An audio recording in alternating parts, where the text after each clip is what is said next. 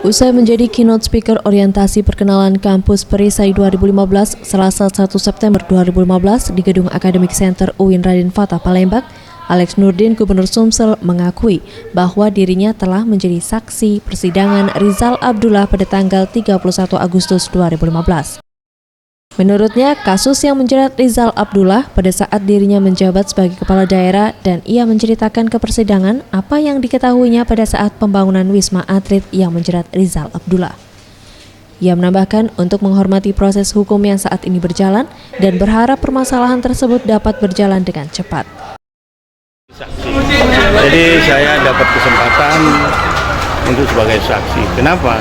Karena itu terjadi di Sumatera Selatan. Saya kepala daerahnya, jadi akan menjelaskan secara gamblang apa yang sebenarnya terjadi.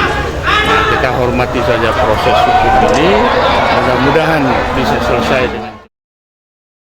Farel Dusatria, Sriwijaya TV.